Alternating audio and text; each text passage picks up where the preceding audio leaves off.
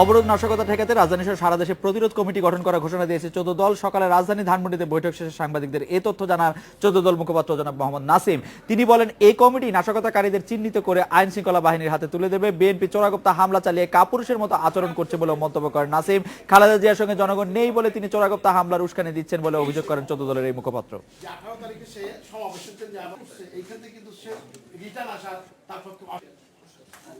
জোরো কোনো ব্যক্তি যদি উস্কানি দেয়, কোনো ব্যক্তি যদি উস্কানিতে কাজ করে, আমি বিশ্বাস করি সারা বাংলাদেশে আমরা পাড়া মহল্লায় এই ধরনের ছোট বড় সমাবেশ করে আমরা 14 দলের পক্ষ থেকে আমরা কমিটি করব। কমিটি করে সেই কমিটিগুলো আইন শৃঙ্খলা রক্ষার পাশাপাশি তারা জনগণকে উদ্বুদ্ধ করবে এবং কর্মীদের ঐক্যবদ্ধ করে এই ধরনের সন্ত্রাসী কাপুরুষদের বিরুদ্ধে ইনশাআল্লাহ জনগণ দুষ্কৃতি করে তুলবে না, আইন শৃঙ্খলা রক্ষা বাহিনীকে আমরা সাহায্য করবো।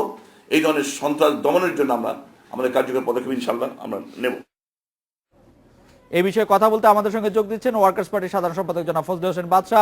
জনাব ফজলে হোসেন বাদশার কাছে প্রথমেই জানতে চাইবো যে রাজনৈতিক সহিংসতা ঠেকাতে যে আইন শৃঙ্খলা রাজনৈতিক সহিংসতা ঠেকাতে যে কমিটি গঠন করার কথা 14 দল বলছে, সেটা আসলে আইনানুগ হবে কিনা? আপনার কাছে কি মনে হয় সেটা একটি বিকল্প আইন শৃঙ্খলা বাহিনীর বা অন্য আইন শৃঙ্খলা বাহিনীর একটি জন্ম দিবে কিনা জনাব বাদশা?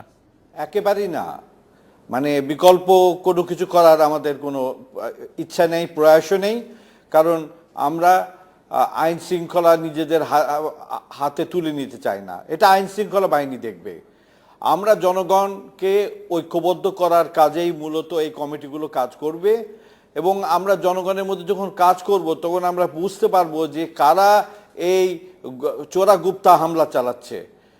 তখন তাদের সম্পর্কে আমরা আইন শৃঙ্খলা বাহিনীকে তথ্য দিব, কিন্তু আমরা আমাদের হাতে কোনো আইন তুলে নিব না। এটা আমাদের দিক থেকে অবস্থানটা খুবই পরিষ্কার। বাদশা ভাই, আপনারা যখন কারো বিরুদ্ধে তথ্য দিবেন, সেটা যদি এরকম হয় যে আপনারা যদি হিংসা পরায়ণ হয়ে কারো বিরুদ্ধে তথ্য দেন বা কেউ যদি দেয়, সেটা কিভাবে নিশ্চিত করা যাবে? সেটা নিশ্চিত করার কোনো উপায় কি আছে?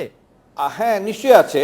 এটা আমরা নিশ্চিত হয়ে প্রথমত আমরা নিশ্চিত হয়ে নিব, দায়িত্বশীলতার জায়গা থেকে নিব। অন্যদিকে পুলিশের তদন্ত করার অধিকার আছে, ক্ষমতা আছে এবং আইনে তাই আছে যে একজনের বিরুদ্ধে অভিযোগ দিলেই সেটা অভিযোগ হয় না, এটা তদন্ত করতে হয় এবং তদন্তের মাধ্যমে এটা প্রমাণিত হতে হয় এবং তথ্যও থাকতে হয়। তাছাড়া তার বিরুদ্ধে কোনো অভিযোগ দাঁড় করানো যায় না। জনাব ফজলে হোসেন বাদশা, আপনাদের জোটের শরিক দল জাসদ নেতা মনিরুদ্দিন খান বাদল রাজনৈতিক সহিংসতা ঠেকাতে প্রয়োজনে বুকে গুলি করার মতো পদক্ষেপ নেয়ার কথা বলেছেন। আজকে কালের কণ্ঠ অনলাইনে আমরা সেটি দেখছি। আপনি কি এই বক্তব্য সমর্থন করেন? বুকে গুলি করার প্রশ্ন কিন্তু এটা আমাদের দায়িত্ব না, সেটা হলো আইন শৃঙ্খলা বাহিনী যদি মনে করে কারো বুকে গুলি করা প্রয়োজন, সেটা তাদের ব্যাপার। তবে আমি একটা কথা আপনাকে বলতে চাই যে পুলিশকে রাস্তায় দাঁড়িয়ে পেটাবে, তারই অস্ত্র কেড়ে নিয়ে তাকে তার উপরে নির্যাতন করবে, পুলিশ কি করবে এর উত্তর কিন্তু আমাদের থাকতে হবে। সেক্ষেত্রে পুলিশ যদি মনে করে যে পাল্টা গুলি চালিয়ে আত্মরক্ষা করার তাদের অধিকার রয়েছে আইনগত, তাহলে সেটা তারা করতে পারে। এটা আমাদের কোনো নির্দেশনার উপর নির্ভর করে না। আপনি আমাদের সঙ্গে থাকবেন, কিন্তু রাজনীতিবিদদেরই বা এই কথা কেন বলতে হবে সেটা আমাদের একটি প্রশ্ন রয়ে গেল। আমাদের সাথে সিনিয়র আইনজীবী ব্যারিস্টার রফিকুল হক আছেন। ব্যারিস্টার রফিকুল হকের কাছে জানতে চাইবো যে অবরোধ নাশকতা ঠেকাতে রাজধানী সহ সারা দেশে যে প্রতিরোধ কমিটি গঠন করার ঘোষণা 14 দল দিয়েছে, সেই কমিটি গঠন করার এই প্রক্রিয়াকে আপনি কি মনে করেন? আপনার পর্যবেক্ষণ বা আপনার মূল্যায়ন কি? ব্যারিস্টার রফিকুল হক।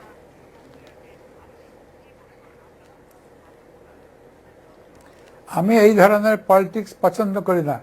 কেউ অবরোধ দিচ্ছে, কেউ অবরোধ প্রতিরোধ করছে, তার মানে আমরা কনফ্রন্টেশনের কথা বলছি। আমাদের উচিত এখন নিজেদের মধ্যে আলোচনা করে কিভাবে চলবে দেশ, দেশের কিভাবে উন্নতি হবে, দেশে কি করে রক্ষা পাবে, এইটা করা দরকার। এখন মানুষের যে অবস্থা হয়েছে, যদি কাউকে জিজ্ঞেস করেন আপনি কি চান, সে বলল আমি শান্তি চাই। এইরকম অশান্তি আর কেউ সহ্য করবে না, কিন্তু আমরা আনফর্চুনেটলি করেই চলেছি। আজকে হাইকোর্টে গিয়ে আমরা প্রথমে দেখলাম, সুপ্রিম কোর্টে গিয়ে, যে কোথাও বোমা টোমা আছে কিনা। চিন্তা করে দেখেন, হাইকোর্টে গিয়ে আমরা চিন্তা করছি কোথাও বোমা টোমা আছে কিনা। তারপর দেখলাম কোনো পুলিশ আছে কিনা, কোনো আইন শৃঙ্খলা বাহিনী। কালকে শুনলাম বোমা পাওয়া গিয়েছে, শুধু আজকে অনেক পুলিশ টুলিশ থাকবে, কিছুই নেই। আমরা গেলাম, কেউ চেকও করলো না, কেউ বললো না আপনি কোথায় যাচ্ছেন। এই তো অবস্থা। আবার এদিকে এইচটি ইমাম বলল বিএনপি ব্যান করে দিতে হবে। আর শিক্ষিত লোক যদি এইরকম কথা বলে তো আপনি কি বলবেন বলেন? যারা বেলছে রফিকুল হক, আমরা আপনি শুধু বাংলাদেশের সবচেয়ে প্রবীণ আইনজীবী এবং বিজ্ঞ আইনজীবীদের একজন নন, আপনি দেশের প্রধান দুই নেত্রীর আইনজীবী হিসাবেও কাজ করেছেন। দুই পক্ষের সমঝোতায় আপনার কোনো চিন্তা ভাবনা এই মুহূর্তে আছে কিনা? আপনি তাদেরকে আলাদা করে কোনো কিছু বলবেন কিনা? আপনি যে শান্তির কথা বলছিলেন, দেশের মানুষ শান্তি চায় সেটি আনার জন্য, যারা বেলছে রফিকুল হক। দেখেন, আমি এখন এমন অবস্থা নেই যে আমি দুজনকে ডেকে একসঙ্গে বসাবো। আমার বয়স হয়ে গিয়েছে আর সেই পরিবেশও নাই। তবে যদি সম্ভব হতো আমি দুজনকে ডেফিনেটলি এক জায়গায় বসে কথা বলতাম। শুধু আমি কেন, দেশে আরো গণ্যমান্য লোক আছে, সবাইকে মিলে একটা মিটিংয়ে সব ডিসাইড করা দরকার দেশের জন্য কোনটা ভালো, দেশের জন্য কোনটা মঙ্গল, দেশের উন্নতি কি জন্য হবে, মানুষের উন্নতি কিভাবে হবে, এই সমস্ত আলোচনা করতাম। বেলছে রফিকুল হক, আপনাকে ধন্যবাদ। আমি জনাব ফজলে হোসেন বাদশা আপনার কাছে আবারও জানতে চাইবো যে বেলছে রফিকুল হক বলছিলেন যে দেশের মানুষ আসলে এই মুহূর্তে শান্তি চায়, তার আর অন্য কোনো কিছু চাওয়ার নেই। সরকার এই শান্তি প্রতিষ্ঠার জন্য সরকারের পক্ষ থেকে কি উদ্যোগ নেওয়া উচিত বলে আপনি মনে করেন? আমি তো মনে করি যে দেশে শান্তি ছিল। আপনি 4 তারিখ পর্যন্ত বাংলাদেশে কোনো ঘটনাই ঘটেনি। একজন নেত্রী অবরোধের ঘোষণা দিয়ে চোরাগোপ্তা বোমা আক্রমণ চালিয়ে রেল লাইন তুলে বাসে আগুন লাগিয়ে তিনি অশান্তির সৃষ্টি করেছেন। অতএব শান্তির বিষয়টা তাকে চিন্তা করতে হবে। এবং আমার মনে হয় শ্রদ্ধেয় রফিকুল হক সাহেব যদি বেগম খালেদা জিয়াকে বলেন যে আপনি অবরোধ তুলে নিয়ে আইনি পন্থায় আন্দোলনে, এবং আমার মনে হয় শ্রদ্ধেয় রফিকুল হক সাহেব যদি বেগম খালেদা জিয়াকে বলেন যে আপনি অবরোধ তুলে নিয়ে আইনি পন্থায় আন্দোলনে এগিয়ে এসে দেশের শান্তি সৃষ্টি করুন, তাহলে এটা খুব সহজ হয়ে যায়। বেলছে রফিকুল হক, আপনি কি একমত যে এই 4 তারিখ পর্যন্ত দেশে শান্তি ছিল, শুধু এক দলের বা একজন নেত্রীর কারণেই দেশে এই অশান্তিটা সৃষ্টি হচ্ছে? জি।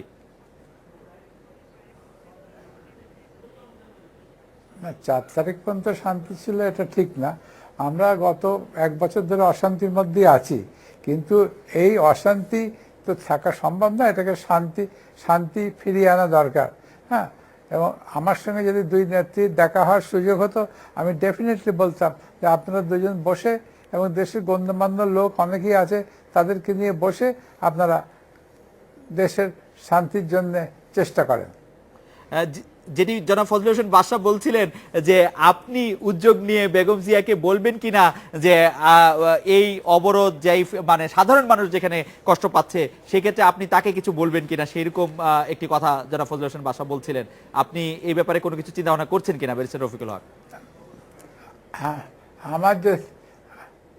আমার যদি সেরকম সুযোগ আসে, বেগম সাহেবের সঙ্গে আমার দেখা হয়, সুযোগ আসে, আমি ডেফিনেটলি এই কথা বলবো। বেলছে রফিকুল হক, আপনাকে ধন্যবাদ জনাব ফজলে হোসেন বাদশা। এডিও স্পিকে একটু বিরতি নিচ্ছি, ফিরছি একটু পরে।